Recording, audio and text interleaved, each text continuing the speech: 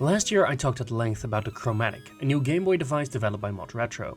Back in August, in my extensive preview, I already talked about several of the games that ModRetro is officially publishing alongside the launch of the device. Now it is important to note that these titles are compatible with original Game Boy systems, including the original GBC, GBA, and some are even playable on your favorite old brick, the original DMG Game Boy. I'll be reviewing 6 of the launch titles that have been released, and in particular considering them from the perspective of original hardware, since that is what the majority of players will be able to play these on. Each title is developed by a different studio, but all are published under the ModRetro label. The games come with a nice little manual with illustrations and tips for the game, as well as a bangle charm that you can attach to your system. There's a lot of variety in these first releases, and the company is releasing at least 4 more games in 2025, so Game Boy fans have definitely some new things to look forward to this year.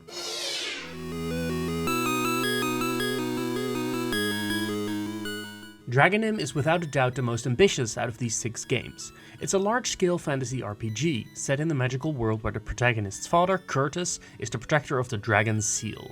As his son Chris awakes one day to find his father has disappeared, it is up to him to take up the sword and protect the citizens of Archant from monsters, fiends, and the return of the dragons. The game takes clear inspiration and cues from traditional turn-based RPGs. If you like Dragon Quest, you'll pretty much feel right at home. In its writing and world design, it resembles more something like Link's Awakening, with a lot of optional side quests that can get you additional upgrades and weapons.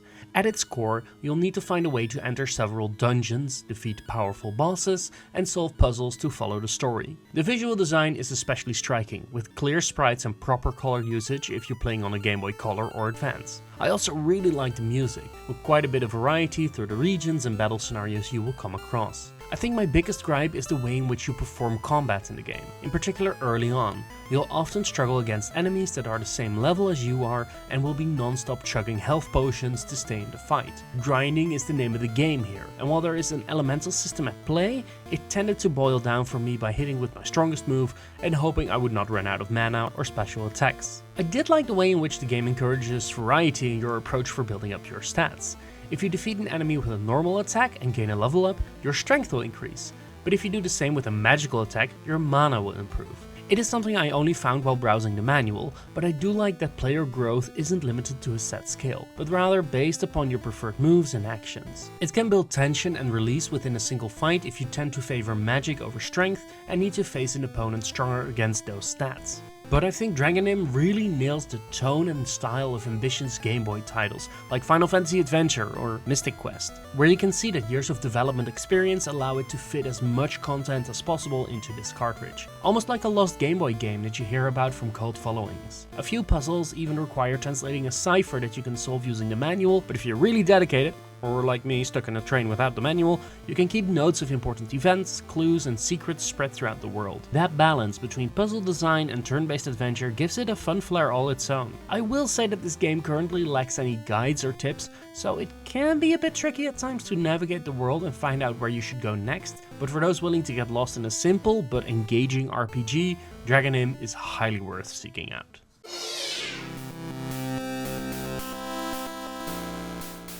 This is one for the die-hard puzzle heads.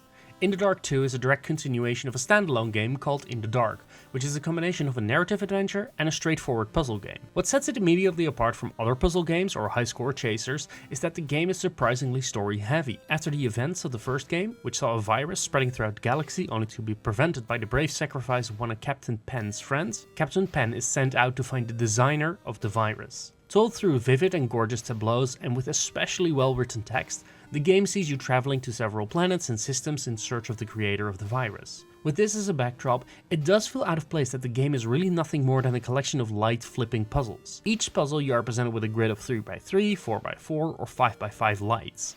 Each light can be turned off by selecting the light, but doing so will turn on all the surrounding lights. The objective is the same every time: turn off all the lights to solve the puzzle. There are additional challenges, such as finding out what the fastest solution is, mostly designated as par, but beyond that, don't expect many surprises when it comes to the gameplay. Now on its face, that is a really hard sell. Even puzzle fans will tell you that variety and building upon your knowledge is what sets a good puzzle game apart. Within the Dark 2, it does take a bit of digging on the player's part to get to this point. As you complete more and more grids, you start to get a sense for how to achieve the solution.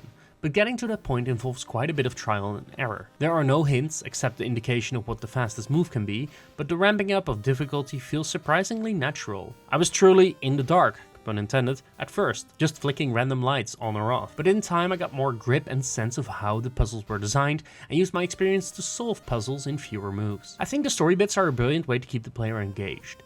In between puzzles, you can walk around, talk to your crewmates and learn more about the planet you're visiting. There is a surprising amount of world building and character to what could have been a simple menu puzzle game. I don't think it will turn into a mainstay for me personally, but I've picked it up every now and then over the past few weeks and solved a few boards while commuting to work. The additional modes, like a free play mode that presents you with randomized puzzles, and a challenge mode in which you have to clear multiple boards in a row, are good time wasters. Though I will say that with those modes, I did feel the distinct lack of the story and world that tie in the dark two together. A proper puzzler that has a flavor all its own might be worth the pickup if you want some crunchy brain teasers.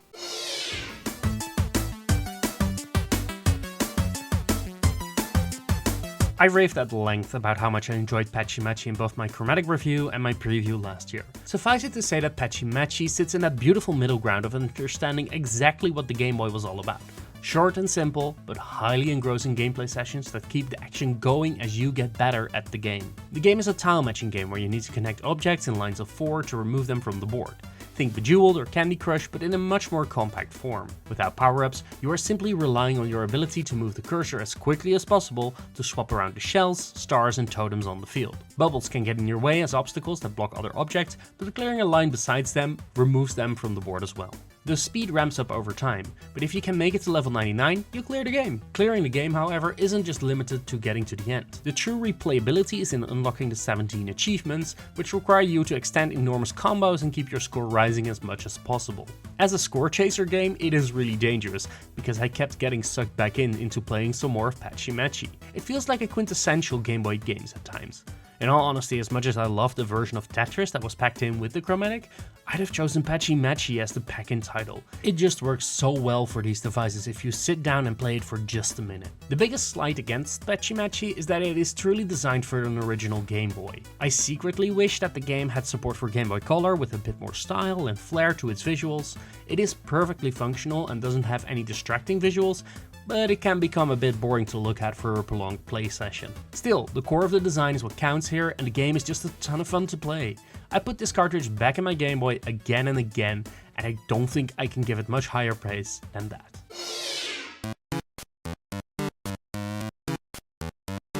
If you're talking Game Boy, you've got to have a platformer, and while the upcoming Baby T-Rex and Hermano look amazing, Tales of Monsterland DX is the only platformer in the launch lineup currently. The game takes inspiration from games like Monster Boy and immediately stood out to me with its lovely aesthetic. The story sees a boy waking up in a mysterious town. He doesn't know how he got there, but goes on a quest to find a way back home. The town is threatened by an onslaught of monsters and an evil wizard.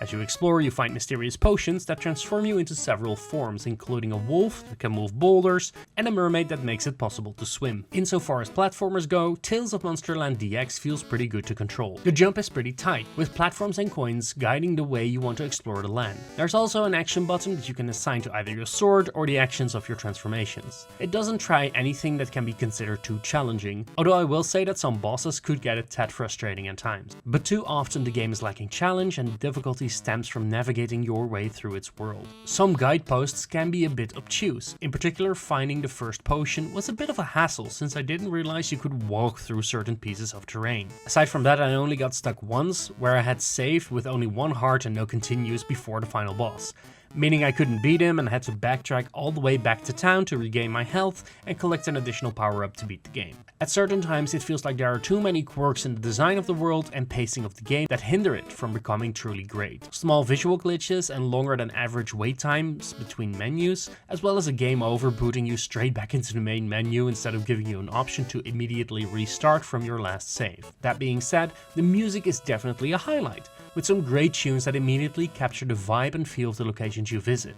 Whether it is the upbeat music when setting out on your adventure, or the dark tones of the Wizard's Tower, the accompanying tunes always hit the nail on the head. The game isn't that long, only a little over 2 hours to see everything, but it doesn't overstate its welcome. With a nice hot cup of tea and a blanket on the couch, I played through the game in one sitting. And while I don't think it will have that much of a lasting impact, it was a nice time. I am hopeful that Joel J. Games learns from this experience and gets to build another game that can deliver on its ambition. Tales from Monsterland DX is a step in the right direction, but a few stumbles make it fall just short for my tastes.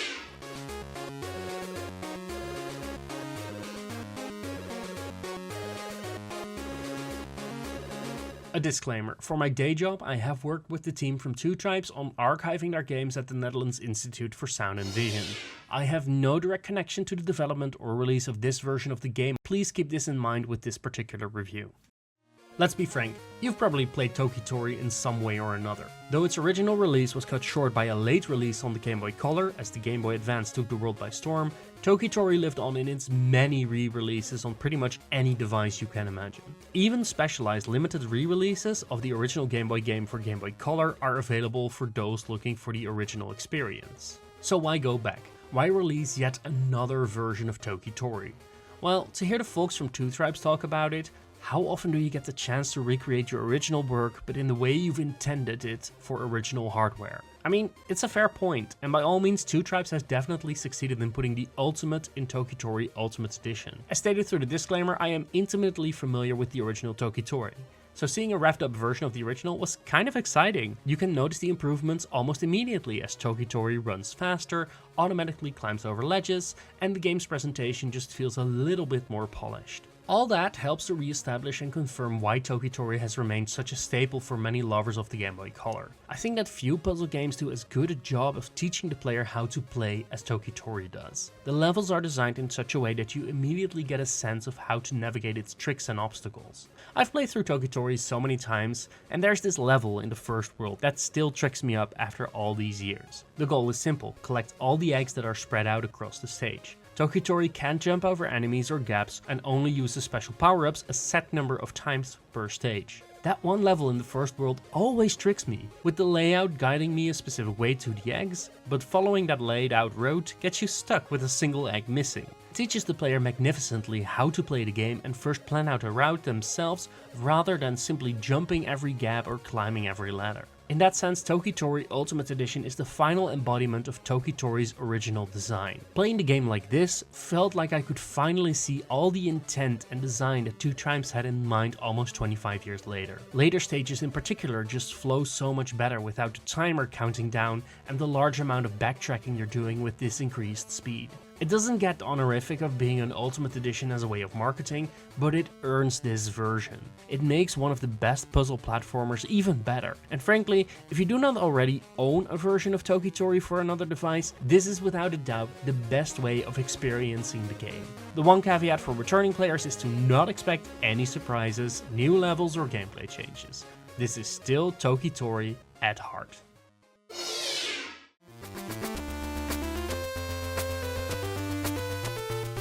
As popular as the Game Boy was, it was surprisingly lacking in a couple of genres. Aside from the Wizardry series, there weren't that many dungeon crawlers on the original handheld. Traumatarium Penitent, try saying that 5 times fast, seeks to remedy this with its striking visuals and world design.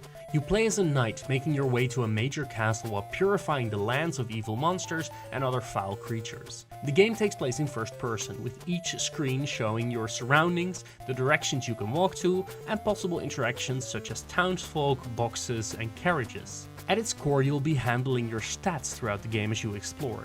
Your vitality meter decreases with each screen you explore, meaning you're always on the lookout for food or inns where you can rest up, all the while you run into monsters and creatures blocking your way. Battling these takes the form of a static turn-based combat scene where you can defend, attack, consume an item, or flee. Battles often boil down to figuring out the patterns to the attacks, as certain enemies may have a third attack that deals the highest amount of damage that you might want to block. Dying resets the game, so be sure to keep a note nearby to track your passwords to record your progress. Let's get that out of the way first. Yes, this game uses a good old password system. While these cartridges support FRAM saves, Traumatarium has chosen to rely upon passwords consisting of 10 characters. I am still baffled by this decision. On the one hand, there is a certain charm and tension to seeing your vitality stat drop with no food and realizing your last password sets you back about 15 minutes. On the other hand, passwords were done away with for a very good reason, as they take time, effort, and above all are pretty inconsistent in keeping track of your progression. As a wink and a nod to the struggle many players have had with the original Game Boy games, it is cute, but in actuality it makes an already challenging game feel even more stacked against the player. And challenging it certainly is. The only way to stay alive in this world is to resort to consuming your potions and food whenever you have them available to you. The game communicates these stats in a very obtuse manner. It took me quite some time to notice that when your vitality drops, your health points start to decrease after. Meaning at times I could easily explore another 5 screens, but other times I dropped dead after the second screen. It all boils down to managing stats, pushing as far as your meters are letting you go, and then rushing back to your inn to get a password and repeat the process. The visual style is what truly sets the game apart. It genuinely has some of the most gorgeous backgrounds I've ever seen on a Game Boy screen. The game uses the original green and black palette to its fullest extent. Characters may lack animations, but their designs are striking against the locations they inhabit. I also like how you are relying on the map to plan out your route through the world and avoid getting stuck on dead ends. At its heart, it is a pretty simple game of exploration and inventory management. That is usually a plus when it comes to Game Boy titles, but the theming is pretty dour.